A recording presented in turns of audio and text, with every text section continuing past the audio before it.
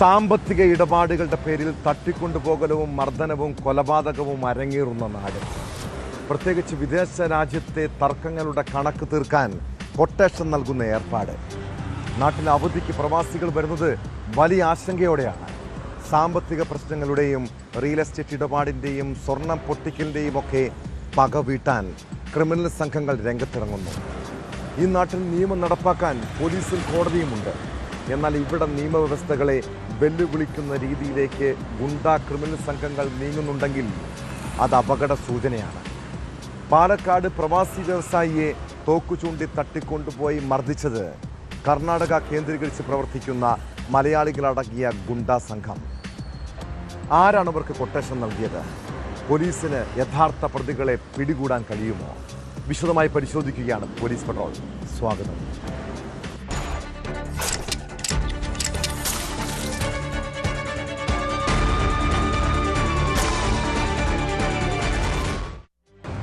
മലപ്പുറം സ്വദേശിയായ പ്രവാസി വ്യവസായി മുഹമ്മദ് അലി മരണത്തെ മുഖാമുഖം കണ്ട നിമിഷം. കൊട്ടേഷൻ സംഘം തോക്കു ചൂണ്ടി തട്ടിക്കൊണ്ടുപോയ ശേഷം അതിക്രൂരമായി മർദ്ദിച്ചു. പിന്നീട് കർണാടകയിലേക്ക് കടത്താനുള്ള നീക്കം. അതിനിടെ രാത്രിയിൽ പാലക്കാട്ടെ ഒരു വീട്ടിൽ തടവിൽ പാർപ്പിച്ചപ്പോൾ തോക്കിൻ മുനയിൽ നിർത്തി ഭീഷണി. അപ്പോൾ മുഹമ്മദ് അലി മകനയച്ചൊരു സന്ദേശമുണ്ട്: പോലീസിൻ്റെ പിന്നാലെ പോയിട്ട് കാര്യമില്ല, 70 കോടി രൂപ അവർക്ക് കൊടുക്കണം. ഈ ശബ്ദ സന്ദേശം ന്യൂസ് 18 പുറത്തുവിടുകയാണ്. പ്രവാസി വ്യവസായിയെ തട്ടിക്കൊണ്ടുപോയ കേസിൽ നിർണായകമാണ് ഈ ദൃശ്യങ്ങളും ഓഡിയോയും. പണം ആവശ്യപ്പെട്ട് ഭീഷണിപ്പെടുത്തുന്ന ശബ്ദ സംഭാഷണങ്ങളും ന്യൂസ് 18 ലഭിച്ചു. തട്ടിക്കൊണ്ടുപോകാൻ കൊട്ടേഷൻ നൽകിയത് ഉന്നത രാഷ്ട്രീയ നേതാവെന്നാണ് സൂചന. കർണാടക കേന്ദ്രീകരിച്ചുള്ള മലയാളികളടങ്ങിയ ഗുണ്ടാ സംഘമാണ് കേസിന് പിന്നിലെന്നാണ് വിവരം.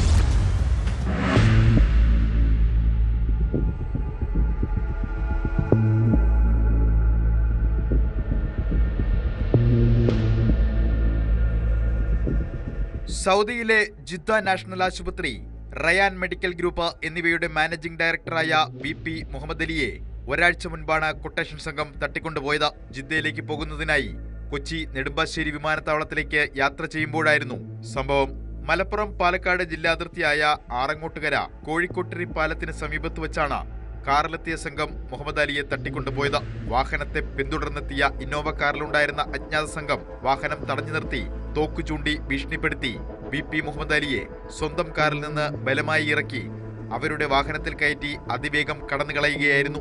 കേസിൽ കൊട്ടേഷൻ സംഘത്തിന് വേണ്ടി അന്വേഷണം നടക്കുമ്പോഴാണ് നിർണായക ദൃശ്യങ്ങൾ പുറത്തു വന്നത്. കൊട്ടേഷൻ സംഘം മുഹമ്മദ് അലിയെ ക്രൂരമായി മർദ്ദിച്ച് അവശനാക്കിയെന്ന് ദൃശ്യങ്ങളിൽ വ്യക്തം.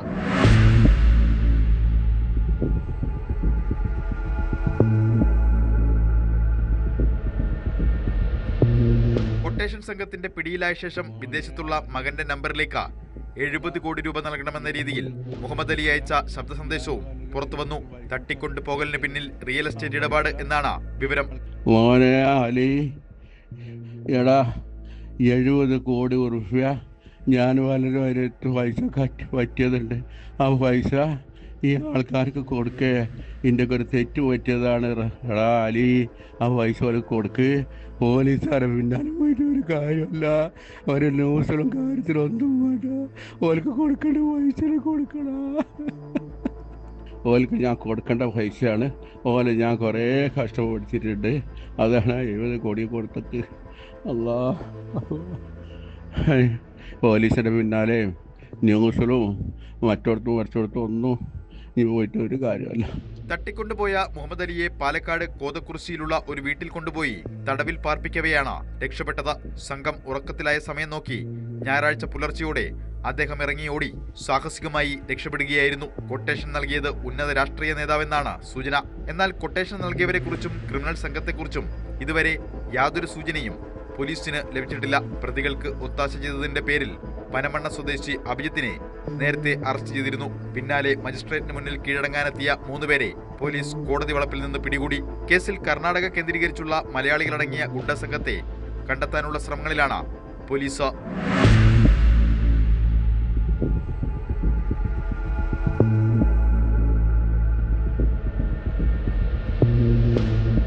ന്യൂസ് 18 പാലക്കാട്. കാസർഗോഡ് നഗരത്തിൽ ആളുകൾ നോക്കി നിൽക്കിയ സിനിമാ സ്റ്റൈലിൽ യുവാവിനെ തട്ടിക്കൊണ്ടുപോയത് പട്ടാപ്പകലാണ്.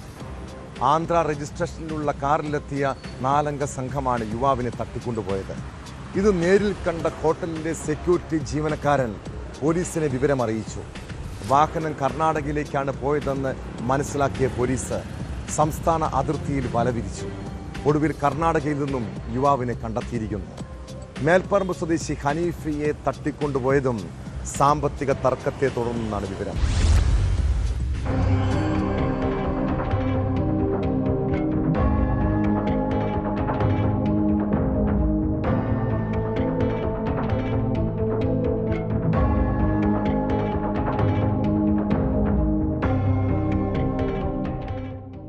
മേൽപ്പറമ്പ് സ്വദേശി ഹനീഫയെ ആന്ധ്ര രജിസ്ട്രേഷനുള്ള കാറിലെത്തിയ 4 അംഗ സംഘം തട്ടിക്കൊണ്ടുപോവുകയായിരുന്നു.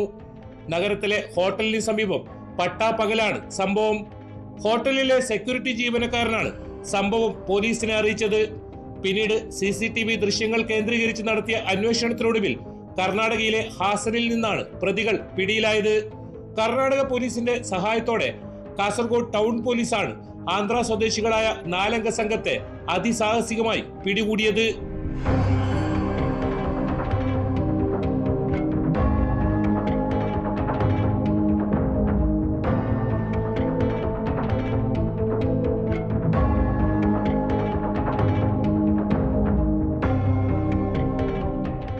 സാമ്പത്തിക ഇടപാടുമായി ബന്ധപ്പെട്ട തർക്കമാണ് തട്ടിക്കൊണ്ടുപോകലിന് പിന്നിലെന്നാണ് പോലീസ് നൽകുന്ന സൂചന. പ്രതികളെ വിശദമായി ചോദ്യം ചെയ്താൽ മാത്രമേ കൂടുതൽ വിവരങ്ങൾ കണ്ടെത്താനാകൂ. സംഭവത്തിന് ദൃക്സാക്ഷിയായ സെക്യൂരിറ്റി ജീവനക്കാരന്റെ സന്ദർഭോചിതമായ ഇടപെടൽ മൂലമാണ് യുവാവിനെ മണിക്കൂറുകൾക്കകം മോചിപ്പിക്കാനായത്. ഓപ്പോസിറ്റിലുള്ള പാർക്കിങ്ങിൽ മുനിസിപ്പാലിറ്റി പാർക്കിങ്ങിൽ ഒരു ആന്ധ്രാപ്രദേശിന് വേണ്ടി ഉണ്ടായിരുന്നു. അവരൊരു 4 പേരും തോന്നുന്നു എനിക്ക് 4 പേര് വന്നിട്ട് ഇവനെ ബലമായി പിടിച്ചു. അതായത് ഇവനൊരു പ്രതികരണം ഉണ്ടായില്ല. അവരെ കൂടെ അവൻ ഇറങ്ങിയിട്ട് പോയി. അവർ വണ്ടിയിൽ കയറ്റി പോയി. പക്ഷെ അവനെ പിടിക്കുമ്പോൾ അവൻ്റെ കൊടുത്ത് ഒരു പ്രതികരണം ഒന്നും ഉണ്ടായിരുന്നില്ല.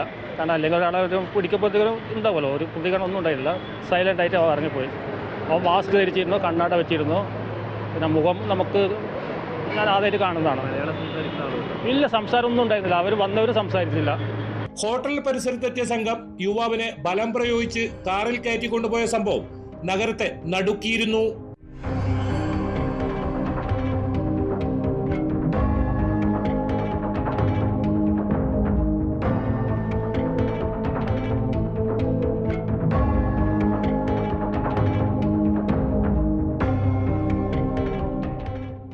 ന്യൂസ് 18 കാസർഗോഡ്.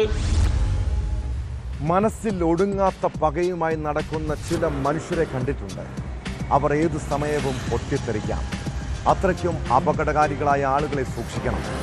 ഇടുക്കി കട്ടപ്പനയിൽ യുവതിയെ മുൻ ഭർത്താവ് വെട്ടിക്കൊല്ലാൻ ശ്രമിച്ചത് മുൻ വൈരാഗ്യത്തെ തുടർന്നാണ്. കട്ടപ്പന സ്വദേശിനി ശശികലയെ വീട്ടിൽ അതിക്രമിച്ചു കയറിയാണ് മുൻ ഭർത്താവ് കൊലപ്പെടുത്താൻ ശ്രമിച്ചത്. 2 കൈകൾക്കും കാലിനും വെട്ടേറ്റ യുവതി ഇടുക്കി മെഡിക്കൽ കോളേജ് ആശുപത്രിയിൽ ചികിത്സയിലാണ്. സംഭവത്തിന് ശേഷം രക്ഷപ്പെട്ട പ്രതിക്ക് വേണ്ടി പോലീസ് അന്വേഷണം ഊർജിതമാക്കിയിട്ടുണ്ട്.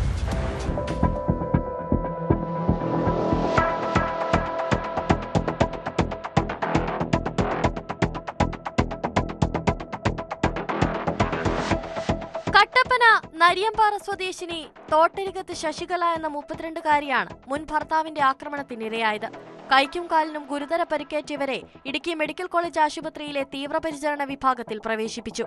രാവിലെ 11:30 യുവതിയുടെ വീട്ടിലെത്തിയാണ് മുൻ ഭർത്താവ് മുകേഷ് ആക്രമണം നടത്തിയത്. യുവതിയുടെ 2 കൈകളും പിരിച്ചൊടിക്കുകയും കൈകാലുകളിൽ വെട്ടി പരിക്കേൽപ്പിക്കുകയുമായിരുന്നു.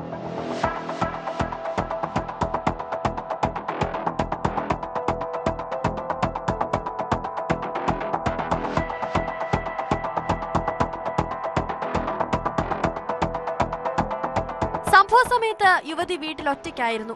ഇവരുടെ അലർച്ച കേട്ട് ഓടിയെത്തിയ സമീപവാസികൾ ഭർത്താവിനെ വിവരമറിയിക്കുകയും പിന്നീട് കട്ടപ്പന താലൂക്ക് ആശുപത്രിയിൽ എത്തിക്കുകയും ചെയ്തു. ആഴത്തിൽ മുറിവേറ്റ യുവതിക്ക് പ്രാഥമിക ചികിത്സ നൽകിയ ശേഷമാണ് ഇടുക്കി മെഡിക്കൽ കോളേജിലേക്ക് മാറ്റിയത്. സംഭവത്തിൽ കട്ടപ്പന പോലീസ് കേസെടുത്ത് അന്വേഷണം ആരംഭിച്ചു.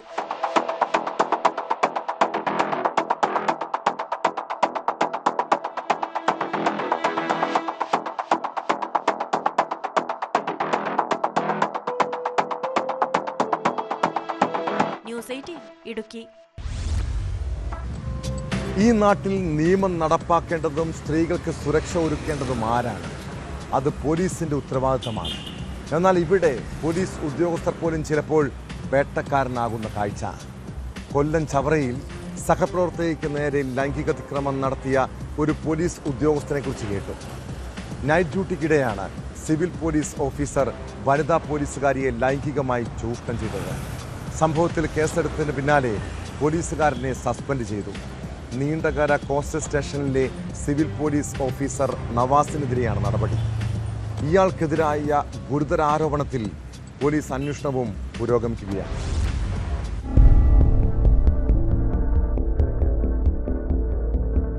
നൈറ്റ് ഡ്യൂട്ടിക്കെത്തിയ പോലീസുകാരിക്കെതിരെ നവംബർ 6 പുലർച്ചെ ലൈംഗികാതിക്രമം നടത്തിയതായാണ് പരാതി. ഒപ്പം ജോലി ചെയ്തിരുന്ന പോലീസ് ഓഫീസർ തന്നെ ലൈംഗികമായി ഉപദ്രവിച്ചതായാണ് ഉദ്യോഗസ്ഥയുടെ പരാതിയിൽ പറയുന്നത്. നീണ്ടകര കോസ്റ്റൽ പോലീസ് സ്റ്റേഷനിലെ സിവിൽ പോലീസ് ഓഫീസർ നവാസിനെതിരെയാണ് ഗുരുതര ആരോപണം. ഉദ്യോഗസ്ഥ പോലീസ് കമ്മീഷണർക്ക് നൽകിയ പരാതിയുടെ അടിസ്ഥാനത്തിൽ ചവറ പോലീസ് കേസെടുത്തിരുന്നു. തുടർന്ന് നടത്തിയ അന്വേഷണത്തിലാണ് നവാസിനെ സസ്പെൻഡ് ചെയ്തത്.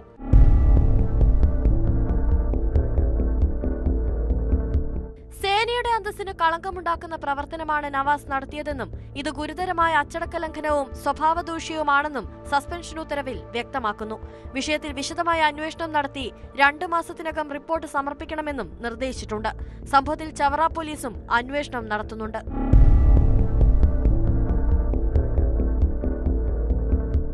ന്യൂസ് 18 കൊല്ലം. ദിലീപാണ് മുഖ്യ ശത്രു.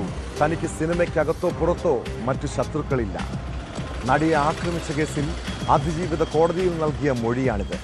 കാവ്യയുമായുള്ള ബന്ധം മഞ്ജു വാര്യരെ അറിയിച്ചത് പകയ്ക്ക് കാരണമായി. ഇതോടെ തന്നെ സിനിമയിൽ നിന്നും പുറത്താക്കുമെന്ന് ദിലീപ് ഭീഷണിപ്പെടുത്തിയിരുന്നതായും മൊഴിയിലുണ്ട്. അതിനിടെ സമൂഹ മാധ്യമങ്ങളിലെ സൈബർ ആക്രമണത്തിനെതിരെ അതിജീവിത നൽകിയ പരാതിയിൽ കേസെടുക്കാൻ ഒരുങ്ങുകയാണ് പോലീസ്. അതിജീവിതയെ അപമാനിക്കും വിധം 2ാം പ്രതി മാർട്ടിൻ പുറത്തുവിട്ട ശബ്ദ സന്ദേശത്തിൽ നൽകിയ പരാതിയിലാണ് നടപടി.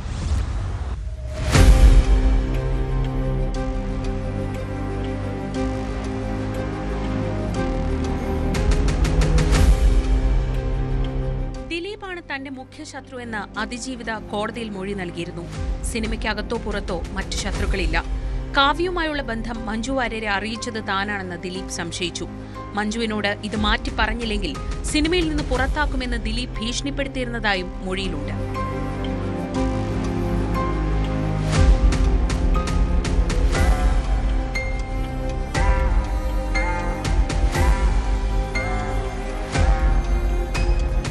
തനിക്കെതിരെയാണ് ഗൂഢാലോചന നടക്കുന്നതെന്ന് തെളിയിക്കാൻ ദിലീപ് ഒരു വ്യാജ വാട്സ്ആപ്പ് ഗ്രൂപ്പ് ഉണ്ടാക്കിയെന്നായിരുന്നു പ്രോസിക്യൂഷൻ വാദം. ദിലീപിനെ പൂട്ടണം എന്ന പേരിൽ ഗ്രൂപ്പ് ഉണ്ടാക്കിയത് ദിലീപ് തന്നെയാണെന്ന് തെളിയിക്കാൻ പ്രോസിക്യൂഷനായില്ലെന്ന് കോടതി വ്യക്തമാക്കി. ഗ്രൂപ്പിന്റെ വിശദാംശങ്ങൾ അന്വേഷണ സംഘത്തിന് പങ്കുവച്ച ഷോൺ ജോർജ് ഉൾപ്പെടെയുള്ളവരെ വിസ്തരിച്ചില്ലെന്നും കോടതി വിധിന്യായത്തിൽ പറയുന്നു. അതേസമയം സമൂഹമാധ്യമങ്ങളിലെ അധിക്ഷേപത്തിൽ നടി പോലീസിൽ പരാതി നൽകി. കേസിലെ പ്രതിയായ മാർട്ടിനാണ് അതിജീവിതയുടെ പേര് വെളിപ്പെടുത്തി വീഡിയോ പോസ്റ്റ് ചെയ്തത്. ഇതിൽ നടപടി ആവശ്യപ്പെട്ടാണ് പരാതി. കേസിൽ ദിലീപിന് പങ്കില്ലെന്ന് വീഡിയോയിൽ മാർട്ടിൻ പറയുന്നുണ്ട്.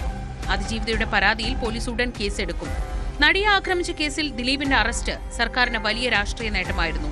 എന്നാൽ കേസിൽ ദിലീപിനെ കുറ്റവിമുക്തനാക്കിയതും മുഖ്യപ്രതി പൾസർ സുനിക്ക് ശിക്ഷ കുറഞ്ഞുപോയി എന്ന വിലയിരുത്തലും തിരിച്ചടിയാകുമെന്ന ആശങ്ക സർക്കാരിനുണ്ട്. മുഖ്യമന്ത്രിയുടെ ക്രിസ്മസ് വിരുന്നിലേക്ക് അതിജീവിതയെ ക്ഷണിച്ചതിലൂടെ ഒപ്പമുണ്ടെന്ന സന്ദേശം നൽകുകയാണ് സർക്കാർ. വിധിക്കെതിരെ വൈകാതെ അപ്പീൽ ഫയൽ ചെയ്യാനാണ് സർക്കാർ തീരുമാനം.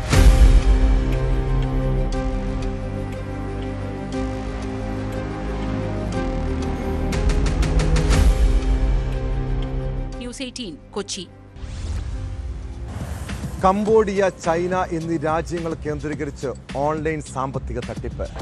പിന്നീട് തട്ടിപ്പ് പണം ക്രിപ്റ്റോ കറൻസികളാക്കി വിദേശത്തേക്ക് എത്തിക്കും. ബിഗ് ബോസ് താരം മുഹമ്മദ് ഡിലിജന്റ് ബ്ലെസ്ലിയുടെ പല ഇടപാടുകളും ദുരൂഹമാണ്. കൊടുവള്ളി കേന്ദ്രീകരിച്ച് നടത്തിയ ഡിജിറ്റൽ തട്ടിപ്പിലെ മുഖ്യ കണ്ണികളിൽ ഒരാളാണ് ബിഗ് ബോസ് താരമെന്ന് ക്രൈംബ്രാഞ്ച് പറയുന്നു. ഇയാളുടെ കൂട്ടാളികളെ കേന്ദ്രീകരിച്ചും അന്വേഷണം ഊർജിതമാണ്. കേസിൽ പ്രതികളായ 8ഓളം പേർ വിദേശത്തേക്ക് കടന്നെന്നാണ് നിലവിലെ കണ്ടെത്തൽ.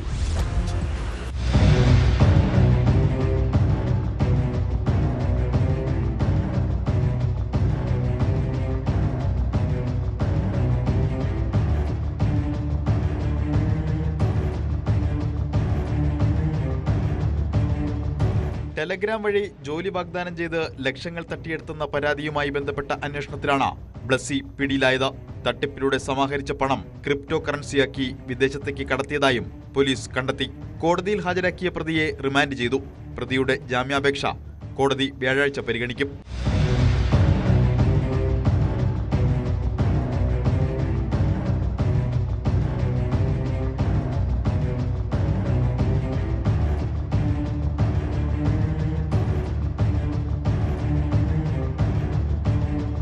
ടെലഗ്രാം വഴിയുള്ള തൊഴിൽ തട്ടിപ്പുമായി ബന്ധപ്പെട്ട കോഴിക്കോട് ജില്ലയിൽ കേസുകളുടെ എണ്ണം കൂടിയതോടെയാണ് അന്വേഷണം ക്രൈംബ്രാഞ്ചിന് വിട്ടത്. ഡിവൈഎസ്പി ബി ബെന്നിയുടെ നേതൃത്വത്തിലുള്ള പ്രത്യേക സംഘത്തിനാണ് അന്വേഷണ ചുമതല. കൊല്ലം സ്വദേശിയായ ബ്ലസ്ലി ചൈനയിൽ നിന്ന് മടങ്ങും വഴി തിരുവനന്തപുരം വിമാനത്താവളത്തിൽ വെച്ചാണ് കഴിഞ്ഞ ദിവസം അന്വേഷണ സംഘത്തിന്റെ പിടിയിലായത്. ജില്ലാ ക്രൈംബ്രാഞ്ച് പ്രത്യേക അന്വേഷണ സംഘം ജൂൺ മുതൽ നടത്തുന്ന അന്വേഷണത്തിനിടെ സംഘത്തിൽ ഉൾപ്പെട്ട നിരവധി പേർ അറസ്റ്റിലായിരുന്നു. ഇവരുടെ അക്കൗണ്ട് വിവരങ്ങൾ കേന്ദ്രീകരിച്ചുള്ള അന്വേഷണമാണ് ബ്ലസ്ലിയിലേക്ക് എത്തിയത്. കേസിൽ പ്രതി ചേർത്തിട്ടുള്ള 8ഓളം പേർ വിദേശത്തേക്ക് കടന്നതാണ് നിലവിലെ കണ്ടെത്തൽ. കംബോഡിയ, ചൈന എന്നീ രാജ്യങ്ങൾ കേന്ദ്രീകരിച്ച ഓൺലൈൻ തട്ടിപ്പ് നടത്തുന്ന സംഘങ്ങളിലേക്കാണ് ബ്ലസ്ലി ഉൾപ്പെടെയുള്ളവർ ക്രിപ്റ്റോ രൂപത്തിലാക്കി പണം എത്തിക്കുന്നത് എന്നാണ് പോലീസ് പറയുന്നത്.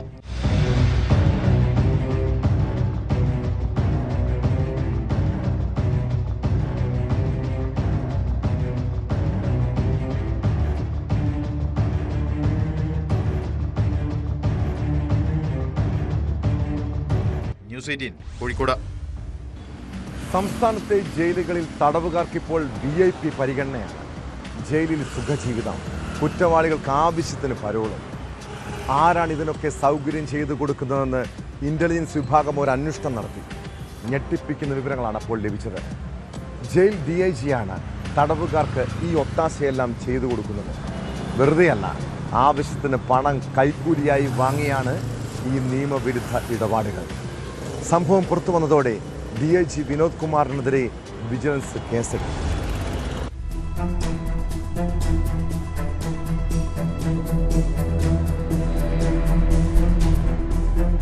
ജയിൽ ആസ്ഥാനത്തെ DIG MK വിനോദ് കുമാറിനെതിരെയാണ് വിജിലൻസ് കൈക്കൂലി കേസ് രജിസ്റ്റർ ചെയ്തത്. പരോൾ അനുവദിക്കാനായി 1.8 ലക്ഷം രൂപ കൈക്കൂലി വാങ്ങിയെന്ന് കണ്ടെത്തിയതിനെ തുടർന്നാണ് നടപടി. സംഭവത്തിൽ വിശദമായ അന്വേഷണം ആരംഭിച്ചിട്ടുണ്ട്. വിയ്യൂർ ജയിലിലെ വിരമിച്ച ഉദ്യോഗസ്ഥനാണ് DIGയുടെ ഏജന്റെന്ന് അന്വേഷണത്തിൽ കണ്ടെത്തിയതായാണ് വിവരം. പണം വാങ്ങുന്നത് ഈ ഉദ്യോഗസ്ഥൻ വഴിയായിരുന്നു. സ്ഥലം മാറ്റത്തിനും ഉദ്യോഗസ്ഥരിൽ നിന്നും DIG പണം വാങ്ങിയിട്ടുണ്ട് എന്നാണ് റിപ്പോർട്ട്.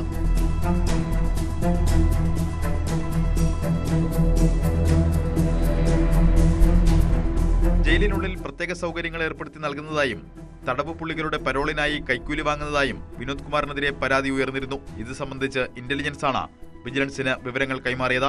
തുടർന്ന് വിജിലൻസ് കേസെടുക്കുകയായിരുന്നു. വിജിലൻസിന്റെ അന്വേഷണ പുരോഗതി റിപ്പോർട്ട് പരിഗണിച്ച സർക്കാർ നടപടിയുണ്ടാകും. വിജിലൻസ് ഡയറക്ടർ മനോജ് എബ്രഹാം നേതൃത്വം നൽകുന്ന തിരുവനന്തപുരം സ്പെഷ്യൽ യൂണിറ്റാണ് വിനോദ് കുമാറിനെതിരെ അന്വേഷണം നടത്തുന്നത്.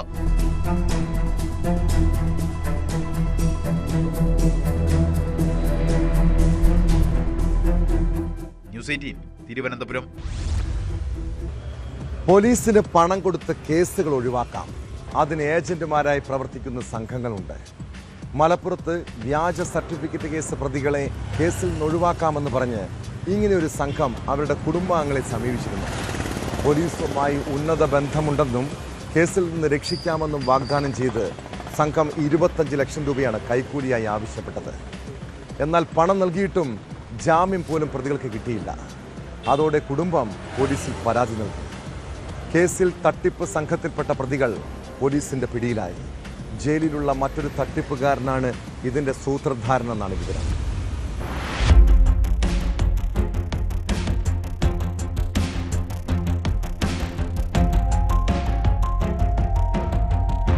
പൊന്നാനിയിലെ വ്യാജ സർട്ടിഫിക്കറ്റ് നിർമ്മാണ കേസിൽ പിടിയിലായ പ്രതികളെ ജയിലിൽ നിന്ന് മോചിപ്പിക്കാൻ സഹായിക്കാമെന്ന് വാഗ്ദാനം ചെയ്ത് പ്രതികളുടെ കുടുംബങ്ങളിൽ നിന്ന് പണം തട്ടിയ 2 പേരെയാണ് പൊന്നാനി പോലീസ് അറസ്റ്റ് ചെയ്തത്. നവാസ്, കമറുദ്ദീൻ എന്നിവരാണ് പിടിയിലായത്. വ്യാജ സർട്ടിഫിക്കറ്റ് കേസ് പ്രതികളായ രാഹുലിന്റെയും ഇർഷാദിന്റെയും കുടുംബാംഗങ്ങളുടെ പരാതിയിലാണ് അറസ്റ്റ്.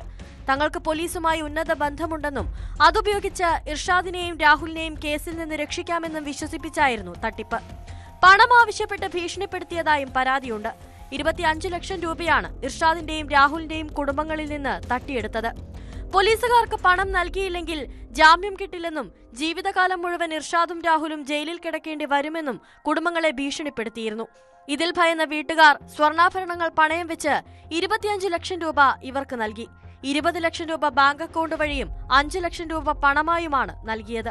2 ദിവസം കഴിഞ്ഞപ്പോൾ നമ്മൾ ആൾറെഡി കസ്റ്റഡിയിൽ വാങ്ങിക്കാനുള്ളത് കൊണ്ട് ഇവർ ആദ്യത്തെ തീരുള്ള ജാമ്യം തള്ളി. അപ്പോൾ അവർ വീണ്ടും എന്നിട്ട് പറഞ്ഞു, ഞങ്ങൾ പറഞ്ഞില്ലേ ജാമ്യമൊന്നും കിട്ടാൻ പോകണില്ല, അങ്ങനെ ഒരുപാട് പ്രശ്നങ്ങളുണ്ടാവും, ജാമ്യം കിട്ടാൻ പോകണം, നിങ്ങൾ വിചാരിക്കുന്നത് പോലെയല്ല, സീരിയസ് ആയ പ്രശ്നമാണ്, കിട്ടില്ല എന്നൊക്കെ പറഞ്ഞ് ഇവർ ഭീഷണിപ്പെടുത്തിയപ്പം ഇർഷാദിൻ്റെ ചേട്ടൻ, ഇർഷാദിൻ്റെ ഭാര്യയുടേത്, അതുപോലെ ഇവരെല്ലാവരുടെയും സ്വർണ്ണാഭരണങ്ങളെല്ലാം കൂടെ പണയം വെച്ച് 20 ലക്ഷം രൂപ അക്കൗണ്ടിലേക്കും 5 ലക്ഷം രൂപ ചമ്മറോട്ട് വെച്ചിട്ട് ക്യാഷായിട്ട് ഇവർക്ക് കൊടുക്കുന്നു. അത് കഴിഞ്ഞപ്പോൾ 2 ദിവസം കഴിഞ്ഞപ്പോൾ ജാമ്യം കിട്ടി. അപ്പോൾ ഇവർ കണ്ട ഞങ്ങൾ പറഞ്ഞുകൊണ്ടാണ് ജാമ്യം കിട്ടിയതെന്നും പറഞ്ഞ് പ്രചരിപ്പിച്ച് നടക്കുന്നു.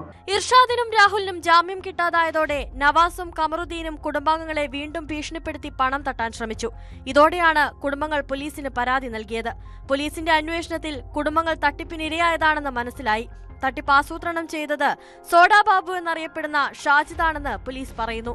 ഷാജിദ് നിലവിൽ മറ്റൊരു കേസിൽ എറണാകുളത്ത് റിമാൻഡിലാണ്. ജയിലിലിരുന്നാണ് ഷാജിദ് തട്ടിപ്പ് ആസൂത്രണം ചെയ്തത്. തട്ടിപ്പിനിരയായവരെ വിശ്വസിപ്പിക്കുന്നതിന് ഡിവൈഎസ്പി ആണെന്ന് പറഞ്ഞ് വോയിസ് മെസ്സേജുകൾ അയച്ചത് ഷാജിദാണെന്നും പോലീസ് കണ്ടെത്തിയിട്ടുണ്ട്. പൊന്നാനി സിഐ അഷ്റഫിന്റെ നേതൃത്വത്തിൽ SI ബിബിൻ, സിവിൽ പോലീസ് ഓഫീസർമാരായ കൃപേഷ്, സുമേഷ്, ശ്രീരാജ് എന്നിവരടങ്ങിയ സംഘമാണ് പ്രതികളെ അറസ്റ്റ് ചെയ്തത്.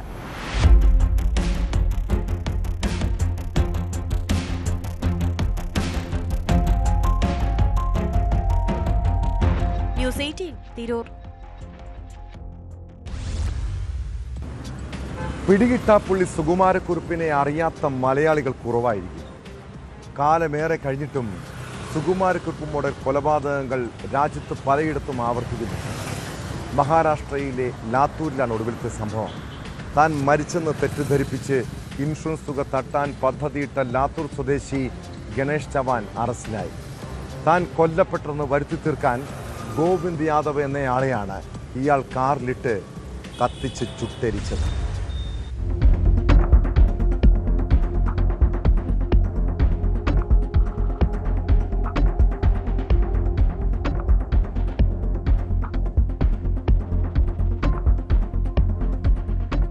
ലാത്തൂരിലെ ബാങ്ക് റിക്കവറി ഏജന്റായ ഗണേഷ് ചവാനാണ് പിടിയിലായത്.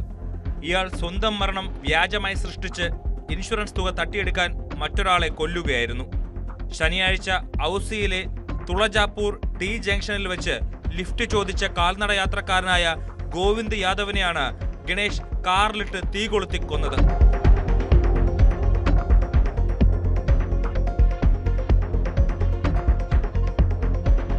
പുലർച്ചെ കാറിൽ കത്തിക്കരിഞ്ഞ നിലയിൽ മൃതദേഹം കണ്ട പോലീസ് നടത്തിയ അന്വേഷണത്തിൽ കാറിന്റെ ഉടമയെ കണ്ടെത്തി. കാർ തന്റെ ബന്ധുവായ ഗണേഷ് ചവാന് നൽകിയിരുന്നുവെന്നാണ് ഇയാൾ പറഞ്ഞത്.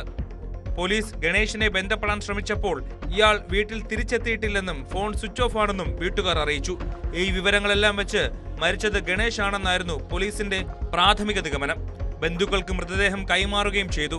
എന്നാൽ പിന്നീട് അന്വേഷണം വഴിതിരിയുകയായിരുന്നു.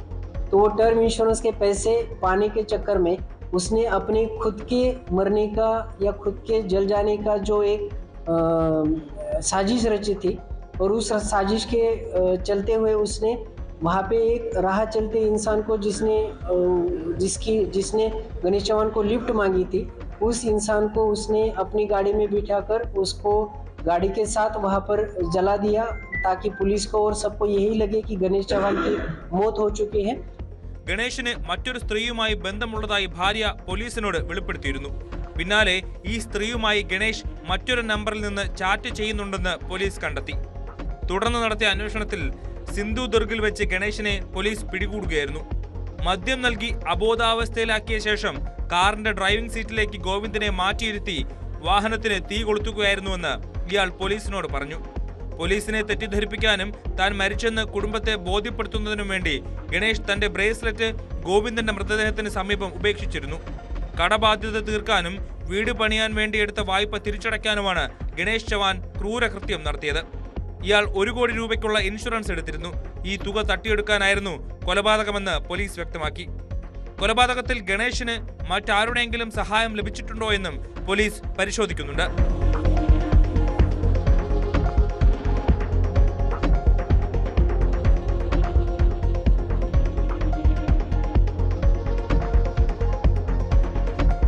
News desk, news 18. പമ്പിൽ നിന്ന് കുപ്പിയിൽ പെട്രോൾ കൊടുക്കരുതെന്ന് കർശന നിർദ്ദേശമുള്ളതാണ്. എന്നാൽ ചിലർ ഇപ്പോഴും കുപ്പിയിൽ പെട്രോൾ ചോദിച്ച് പമ്പുകളിലെത്തും. അത് കൊടുത്തില്ലെങ്കിലോ ജീവനക്കാർക്കാണ് പഴി. മാത്രമല്ല ചിലപ്പോൾ കയ്യേറ്റവും ആക്രമണവും ഉണ്ടാകാം. പാലക്കാട് വാണിയംകുളത്ത് പെട്രോൾ വാങ്ങാനെത്തിയ സംഘം പമ്പിന് തീ വയ്ക്കാൻ ശ്രമിച്ചു. പെട്രോൾ കൊണ്ടുപോകാനുള്ള കുപ്പി നൽകേണ്ടത് ജീവനക്കാരുടെ ഉത്തരവാദിത്തമാണെന്ന് പറഞ്ഞാണ് 3 അംഗ സംഘം തർക്കമുണ്ടാക്കിയത്. ഇതിന് പിന്നാലെ നിലത്ത് പെട്രോൾ ഒഴിച്ച് തീ കൊളുത്തിയ അക്രമികൾ ഭീകരാന്തരീക്ഷം സൃഷ്ടിക്കുകയായിരുന്നു.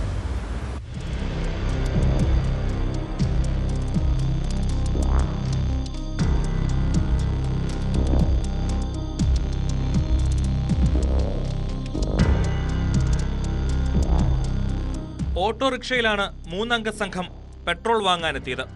കുപ്പിയിൽ പെട്രോൾ നൽകണമെന്ന് ഇവർ ആവശ്യപ്പെട്ടു. എന്നാൽ കൈവശം കുപ്പി ഉണ്ടായിരുന്നില്ല. തുടർന്ന് പമ്പിന് സമീപത്തെല്ലാം കുപ്പി അന്വേഷിച്ചെങ്കിലും കിട്ടിയില്ല. ഇതോടെ ഓട്ടോയിലുണ്ടായിരുന്ന ക്യാനിൽ പെട്രോൾ വാങ്ങി. തുടർന്നാണ് കുപ്പി നൽകേണ്ടത് പമ്പ് ജീവനക്കാരുടെ ചുമതലയാണെന്ന് പറഞ്ഞ് ഇവർ ബഹളം വെച്ചത്. ജീവനക്കാരെ അസഭ്യവും പറഞ്ഞു. ഇതിനിടെ ക്യാനിൽ നിന്ന് പെട്രോൾ നിലത്തേക്കൊഴിച്ച് തീ കൊളുത്താനും ശ്രമിച്ചു.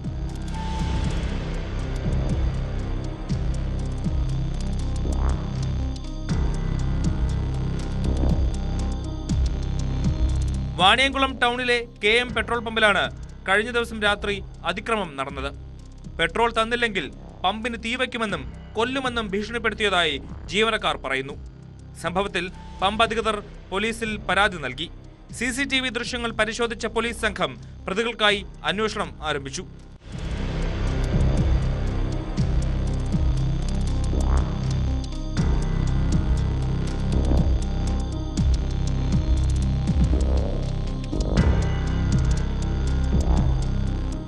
ന്യൂസ് 18 പാലക്കാട്. ശബരിമല അയ്യപ്പന്റെ സ്വർണം കട്ടവരും കൂട്ടുനിന്നവരുമെല്ലാം ഒന്നൊന്നായി അഴിക്കുള്ളിലാകുകയാണ്. ഒടുവിൽ മുൻ അഡ്മിനിസ്ട്രേറ്റീവ് ഓഫീസർ ശ്രീകുമാറാണ് അറസ്റ്റിലായത്. 2019 ദ്വാരപാലക ശില്പങ്ങൾ പുറത്തേക്ക് കൊണ്ടുപോകുമ്പോൾ ശബരിമല അഡ്മിനിസ്ട്രേറ്റീവ് ഓഫീസറായിരുന്നു ശ്രീകുമാർ. ഹൈക്കോടതി മുൻകൂർ ജാമ്യാപേക്ഷ തള്ളിയതിന് പിന്നാലെയാണ് അന്വേഷണ സംഘത്തിന്റെ നടപടി. ശ്രീകുമാറിനെ കൊല്ലം വിജിലൻസ് കോടതി റിമാൻഡ് ചെയ്തു.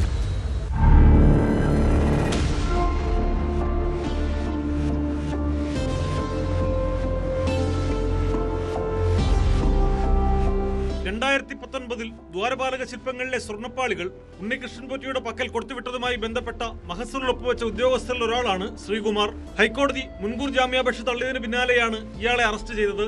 എന്നാൽ ഉദ്യോഗസ്ഥരെന്ന നിലയിൽ മേൽത്തട്ടിൽ നിന്നുള്ള നിർദ്ദേശമനുസരിച്ച് ഫയൽ നീക്കുക മാത്രമാണ് ചെയ്തതെന്നാണ് ശ്രീകുമാറിന്റെ വാദം.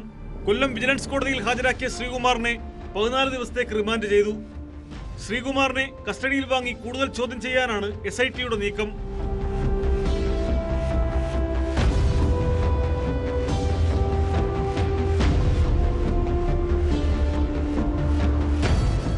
ദ്വാരപാലക ശില്പങ്ങളുടെ സ്വർണ്ണപ്പാളികളിലെ സ്വർണം അപഹരിച്ച കേസിൽ ദേവസ്വം ബോർഡ് മുൻ പ്രസിഡന്റ് A. പത്മകുമാറിന്റെ റിമാൻഡ് നീട്ടി.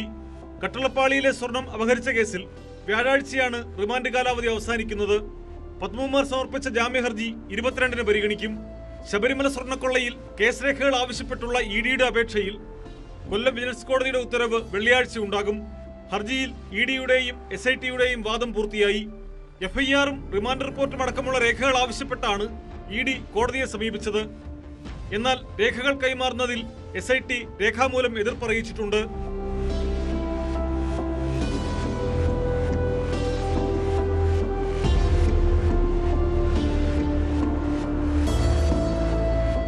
വിവിധ ബ്യൂറോകൾക്കൊപ്പം ന്യൂസ് ഡെസ്ക്, ന്യൂസ് 18.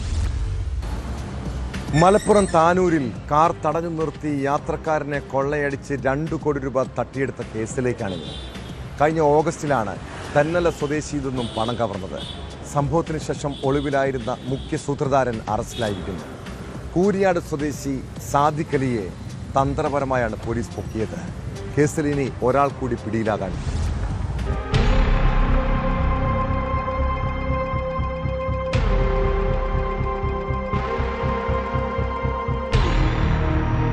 ഇക്കഴിഞ്ഞ ഓഗസ്റ്റിൽ തെന്നല സ്വദേശിയെ പിന്തുടർന്ന് കാർ തടഞ്ഞു നിർത്തി ആക്രമിച്ച് 2 കോടി രൂപ കവർന്ന കേസിലാണ് കവർച്ചയുടെ മുഖ്യ സൂത്രധാരനെ താനൂർ പോലീസ് അറസ്റ്റ് ചെയ്തത്.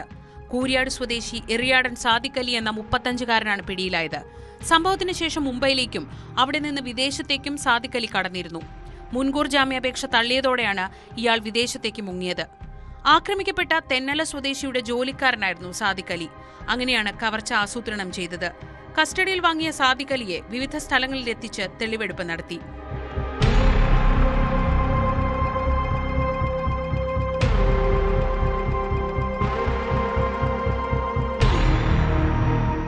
കവർച്ച നടത്താൻ പ്രതികൾ സഞ്ചരിച്ച ഓൾട്ടോ കാർ വാങ്ങിക്കൊടുത്തത് സാദിഖ് അലി ആയിരുന്നുവെന്ന് തെളിഞ്ഞിരുന്നു.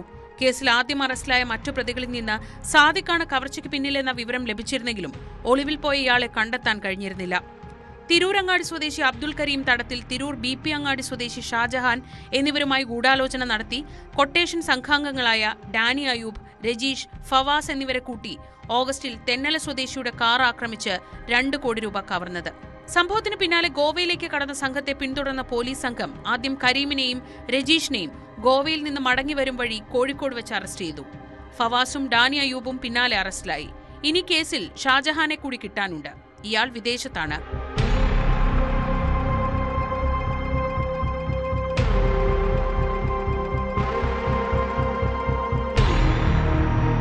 ന്യൂസ് 18 തിരൂർ. പേര് നവാസ്, വിളിപ്പേര് ബാറ്റർ നവാസ്. ബാറ്ററികൾ മുതൽ കയ്യിൽ കിട്ടുന്നത് എന്തും മോഷ്ടിക്കും. നേമം സ്വദേശിയായ ഈ കള്ളൻ ആള് നിസ്സാരക്കാരനല്ല. സംസ്ഥാനത്തെ വിവിധ ജില്ലകളിലായി 60-ലധികം മോഷണ കേസുകളിലെ പ്രതിയാണ്. പിടികിട്ടാപ്പുള്ളിയായ നവാസിനെ ഒടുവിൽ പാറശാല പോലീസ് പൊക്കി. നെയ്യാറ്റിൻകര ചെങ്കലിലെ വീടുകൾ കുത്തിത്തുറന്ന് 30 ലക്ഷത്തോളം രൂപയുടെ സ്വർണവും മറ്റ് സാധനങ്ങളും കവർന്ന കേസിലാണ് പ്രതി പിടിയിലായത്.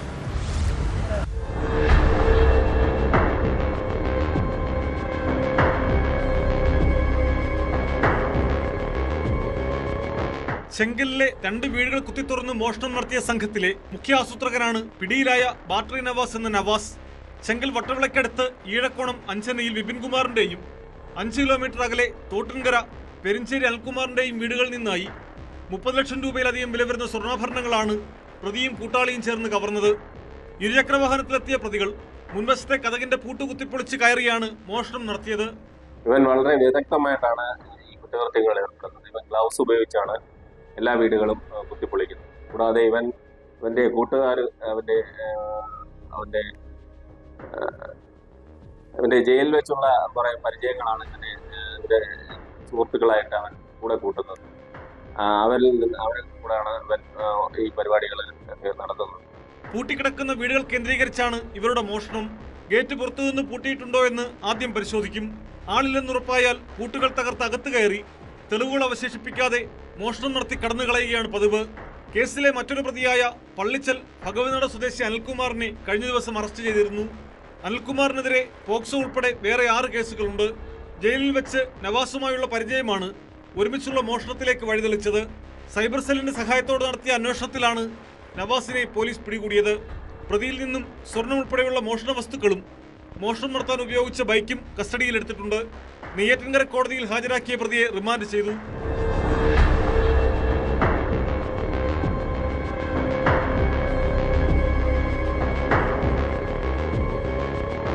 ന്യൂസ് 18 നെയ്യാറ്റിൻകര. ഓസ്ട്രേലിയയിലെ സിഡ്നി ബോണ്ടി ബീച്ച് വെടിവെപ്പിൽ അന്വേഷണം ഇന്ത്യയിലേക്ക്. ഹൈദരാബാദ് സ്വദേശിയായ സാജിദ് അക്രമാണ് കൂട്ടക്കൊലയ്ക്ക് പിന്നിലെ മുഖ്യ കണ്ണിയെന്നാണ് സൂചന. ആക്രമണത്തിന് പിന്നാലെ ഇയാൾ പോലീസ് വെടിവെപ്പിൽ കൊല്ലപ്പെട്ടിരുന്നു. മകൻ നവീദ് ഗുരുതരാവസ്ഥയിൽ ചികിത്സയിലാണ്. IS-ൽ നിന്ന് പ്രചോദനം ഉൾക്കൊണ്ടാണ് ഭീകരാക്രമണം നടത്തിയതെന്നാണ് വിവരം.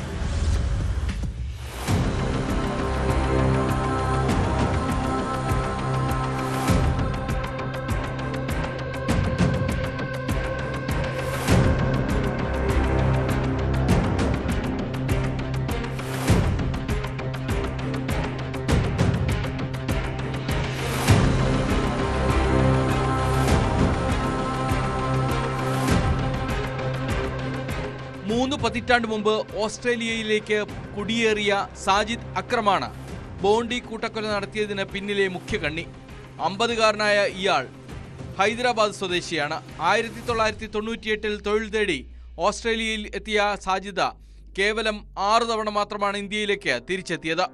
കൊമേഴ്സിൽ ബിരുദം പൂർത്തിയാക്കിയ ഇയാൾ ഓസ്ട്രേലിയയിൽ വെച്ച ഒരു യൂറോപ്യൻ വനിതയെ വിവാഹം കഴിച്ചു.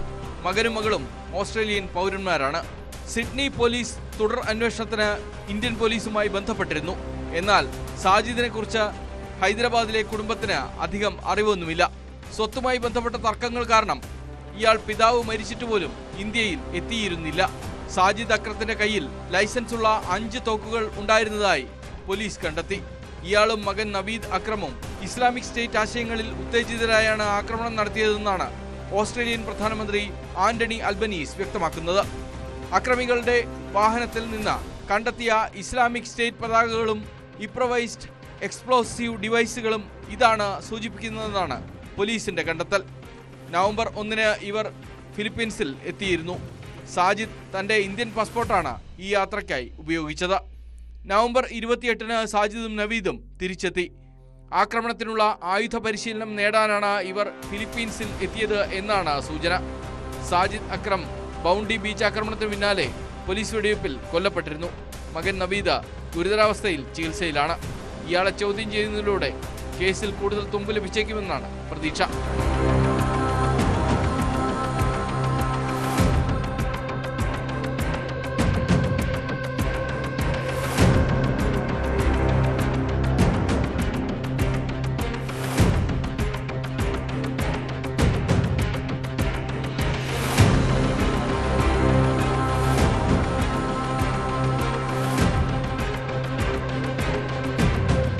News desk, news 18. കുറ്റകൃത്യങ്ങളുടെ മറ്റു ചില വാർത്തകൾ ചുരുക്കത്തിൽ. ശബരിമലയുമായി ബന്ധപ്പെട്ട പാരടിപ്പാട്ട് വിവാദത്തിൽ സൈബർ പോലീസ് കേസെടുത്തു. കുഞ്ഞബ്ദുള്ള, ഡാനിഷ് മലപ്പുറം, CMS മീഡിയ, സുബൈർ പന്തല്ലൂർ എന്നിവരെ പ്രതി ചേർത്താണ് കേസ്. കണ്ണൂരിൽ CPM പ്രവർത്തകൻ P. രാജേഷിനെ വധിക്കാൻ ശ്രമിച്ച കേസിൽ BJP നിയുക്ത വാർഡ് കൌൺസിലർക്ക് 36 വർഷം തടവ് ശിക്ഷ. തലശ്ശേരി നഗരസഭയിലേക്ക് തിരഞ്ഞെടുക്കപ്പെട്ട U. പ്രശാന്തിനെയാണ് വിവിധ വകുപ്പുകളിലായി ശിക്ഷിച്ചത്. മറ്റ് 9 BJP പ്രവർത്തകർക്കും കോടതി ശിക്ഷ വിധിച്ചു. തിരുവനന്തപുരം പാലോട് നിന്ന് കൊല്ലത്തേക്ക് 2 കിലോയോളം കഞ്ചാവുമായി എത്തിയ 4 സംഘം പിടിയിൽ. പിടിയിലായത് സുധീഷ്, റോബിൻ, റോയ്, റോഷിൻ എന്നിവർ. ഇടുക്കി ചക്കുപള്ളത്ത് കൃഷിയിടത്തിൽ നിന്ന് മേലയ്ക്ക മോഷ്ടിച്ചയാൾ പിടിയിൽ. ചക്കുപള്ളം സ്വദേശി മനു ആണ് അറസ്റ്റിലായത്. കാസർഗോഡ് ബന്ദിയോട് 2 കിലോ കഞ്ചാവുമായി അടുക്ക സ്വദേശി അബ്ദുള്ള പിടിയിൽ. കുമ്പളയിൽ ഹാഷിഷ് ഓയിലുമായി കുമ്പള സ്വദേശി A. മുഹമ്മദ് ഫസൽ, ബന്ധുവായ അബ്ദുൾ നിസാർ എന്നിവർ അറസ്റ്റിലായി. തലപ്പാടിക്ക് സമീപം അപകടത്തിൽപ്പെട്ട കാറിൽ നിന്ന് MDMA കണ്ടെത്തിയ സംഭവത്തിലും അന്വേഷണം തുടങ്ങി. 1/2 കിലോ കഞ്ചാവുമായി ഇതര സംസ്ഥാന തൊഴിലാളി തിരൂരിൽ എക്സൈസ് പിടിയിൽ. പശ്ചിമബംഗാൾ മുർഷിദാബാദ് സ്വദേശി പിന്റോ മോമാണ് പിടിയിലായത്. മക്കൾ കൗമാരപ്രായമൊക്കെ ആകുമ്പോൾ മാതാപിതാക്കളിൽ നിന്നും അല്പം അകലുന്നത് സ്വാഭാവികമാണ്. പിന്നെ ആ കാലഘട്ടത്തിൽ സൗഹൃദത്തിനും പ്രണയത്തിനുമൊക്കെയാകും അവർ പ്രാധാന്യം നൽകുക. എന്നാൽ അച്ഛനമ്മമാർ അറിയാതെയുള്ള സൗഹൃദങ്ങൾ കുട്ടികളെ അപകടക്കെണിയിൽപ്പെടുത്താം. അതിനാൽ തന്നെ മക്കളുടെ കൂട്ടുകാരെക്കുറിച്ചും പ്രണയത്തെക്കുറിച്ചുമൊക്കെ ഇടയ്ക്ക് അവരോട് ചോദിക്കണം. കുട്ടികളുടെ ബാഗും റൂമുമൊക്കെ ഒന്ന് പരിശോധിക്കണം. കണ്ണൂരിൽ +1 വിദ്യാർത്ഥിനിയായ മകളുടെ ബാഗ് പരിശോധിച്ച മാതാപിതാക്കൾ അവളുടെ കൈവശം ഒരു വിലയേറിയ ഫോൺ കണ്ടു. വീട്ടുകാർ കാര്യം തിരക്കിയപ്പോഴാണ് കാമുകനാണ് ആ ഫോൺ വാങ്ങി നൽകിയതെന്ന് മനസ്സിലായത്. അവൾ 10ാം ക്ലാസ്സിൽ പഠിക്കുമ്പോൾ തുടങ്ങിയ പ്രണയമാണ്. അതിനിടെ അയാൾ പലതവണ പെൺകുട്ടിയെ പ്രണയം നടിച്ച് പീഡിപ്പിച്ചു. കുടുംബത്തിൻ്റെ പരാതിയിൽ കേസെടുത്ത പോലീസ് സ്വകാര്യ ബസ് ഡ്രൈവറായ കാമുകനെ അറസ്റ്റ് ചെയ്തു. കണ്ണൂർ അത്താഴക്കുന്ന് സ്വദേശി ദിബിനെ കണ്ണൂർ ടൗൺ പോലീസാണ് പിടികൂടിയത്. ഇത് ഒറ്റപ്പെട്ട സംഭവമല്ല. നമ്മുടെ പല വീടുകളിലും കുട്ടികൾ ഇതുപോലുള്ള പ്രണയച്ചതിയിൽ കുടുങ്ങിയിട്ടുണ്ടാകാം. ആശങ്കപ്പെടുത്താനല്ല, മാതാപിതാക്കൾ ജാഗ്രത പുലർത്താൻ ശ്രദ്ധയിൽപ്പെടുത്തിയെന്നേ ഉള്ളൂ. ഇതോടെ പോലീസ് പട്രോൾ പൂർണ്ണമാകുന്നു. നമസ്കാരം.